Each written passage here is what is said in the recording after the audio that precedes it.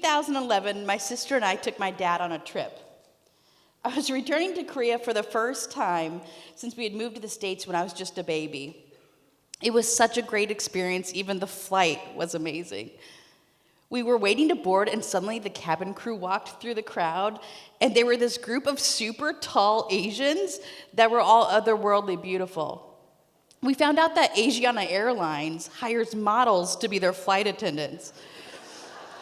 It was the biggest plane we'd ever been on, and it was the perfect start to a journey full of so much fun.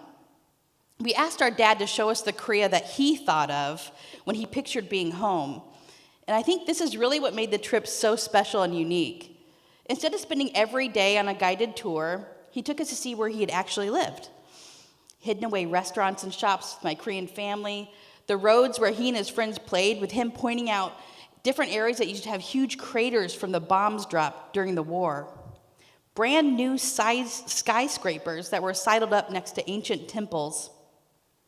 There was even a tiny, ancient-looking woman that saw him on the street who recognized him from when he was a boy.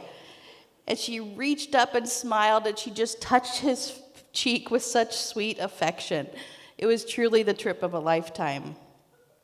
Our last day in Korea, my sweet cousin asked if my sister and I would go eat a real American meal with her. Of course, we said yes, and endured her version of an American meal that consisted of pizza with extra cheese, creamy fettuccine Alfredo, and it was all topped off with the biggest ice cream sundae we'd ever seen. After the meal, we took the subway.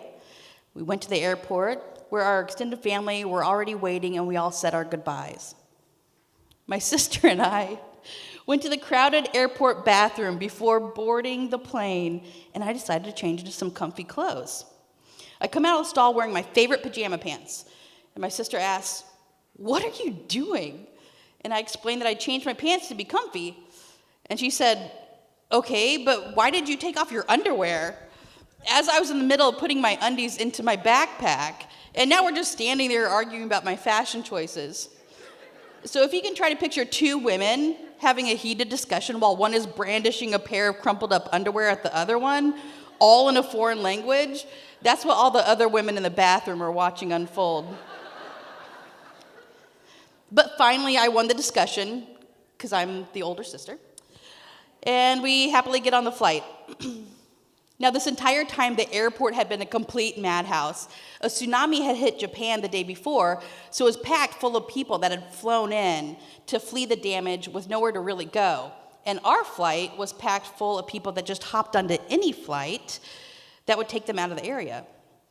Somehow this caused our seats to get changed, and the three of us were scattered throughout the cabin, and of course all in middle seats. This wasn't ideal, but I was going to close my eyes and try to take a little nap. About an hour into the 15-hour flight, everyone is asleep and peaceful when I suddenly wake up and realize something is not quite right. I feel like I'm having problems swallowing, but then I quickly realize in a panic that it's not that I can't swallow, but it's because everything in my body is quickly trying to make its way up and out. Now, something you may not know is that a very high percentage of Asians are lactose intolerant.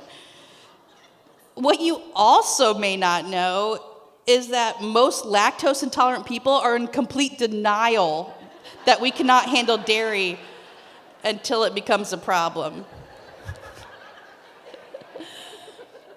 Flashback to my dairy-laden meal, including a huge ice cream sundae, and this is quickly becoming a huge problem.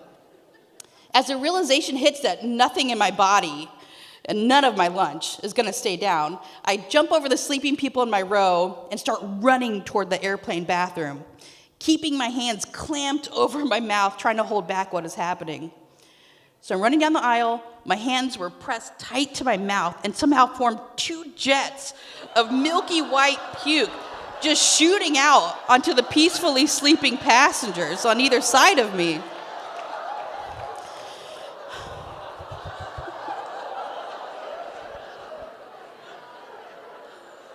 I lock eyes with a beautiful and horrified flight attendant who immediately starts pounding on the door to get its occupant out, when I hear my sister's voice behind me shouting, "Someone pull up my sister's pants!"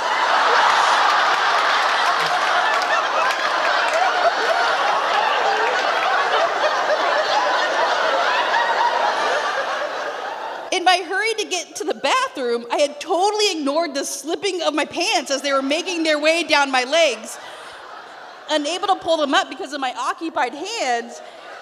And my mind immediately conjured the image of me shoving my wadded up undies into my backpack. I turned to my right, just intensifying the spray on the people sleeping there, and I see my sister standing in her own seat, just pointing helplessly at her puking, pantless sister. I make it to the airplane bathroom, puking all over myself, the floor, and eventually into a bag, while being stripped out of my ruined clothes by freaking supermodels that were all holding back tears while sloshing around about an inch of puke on the bathroom floor. In between retches, I just kept saying random things like, "Oh no, your makeup's getting all smudged. Please stop. You're too pretty to cry and puke." What's worse is neither I nor the flight attendants decided to wake up the sleeping passengers who were now covered in a mist of white spew. Somehow we all wordlessly agreed to just let them be surprised when they would waken with a suspicious sheen on their faces and clothes.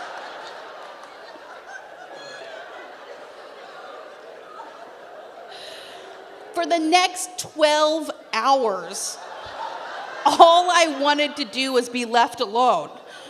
But whenever there was a moment of reprieve, they kept insisting I come out, and soon another wave would hit, and I'd quickly run into another bathroom. 12 more hours of them following me from bathroom to bathroom to sanitize each one after I was sick in it. They would clean one, make me go to another, and it just turned into a horrible dance of pukey musical chairs. After convincing them to not have an emergency landing in Alaska, I finally made my way back to my seat for landing.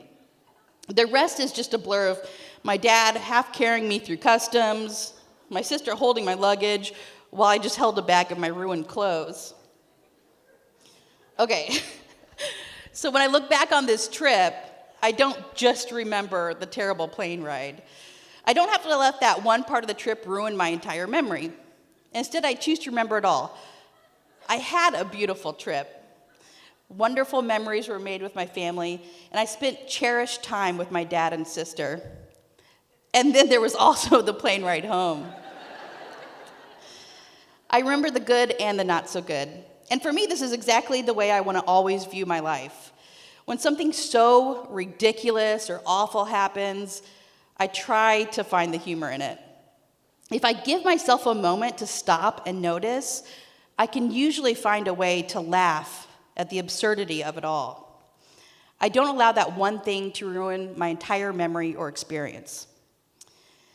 I've been a hospice nurse for most of my nursing career, and one of the most meaningful times I have with my patients and their families is when we complete a life review.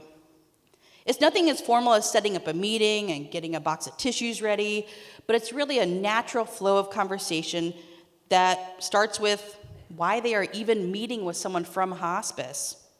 This usually starts with their illness and the prognosis they have, and then we transition to what they are feeling, whether it's anger or sadness or fear, and we keep going. We keep digging even though it's uncomfortable, even though it's awkward. We strip away the emotions that are on the surface to get down to what is really at the root of everything. Together, we always start to find the layers of sadness or anger are usually just covering up profound love and joy in life, and the love and joy for life. The idea of losing it all or not knowing what comes next or how we will continue to be able to experience the love for and from the people that mean so much to us, it's overwhelming and it's a tragedy. But every time I'm privileged enough to have this conversation, I'm pointed back to the idea that life can be so sad because life is also so beautiful. The emotions that I think are in opposition are really all wrapped up around each other, giving us our actual human experience. Finding the humor in the absurd is honestly a pretty difficult exercise, not only in my line of work, but in all of life. I keep practicing because I really do hope that by doing this one small thing, it can turn into a really big thing. And that'll keep pointing me back to finding some good in the bad, joy in sadness, and the enormous love that always exists in grief. If any of you feel that this is already sounding difficult, know that it's not something to perfect. I don't know if I'll ever really get good at it, but what I hope is that when your day is not going great, when everything around you is definitely less than funny, that I can leave you with a gift. It's a tried and true way to get yourself unstuck from a moment in which all you can see is heartache or frustration. Are you ready? Are you guys ready too? Okay, everybody's ready. So take a deep breath. Put your hand right over your heart. You feel that beautiful thing beating in there. Okay, here's the gift. Take another breath.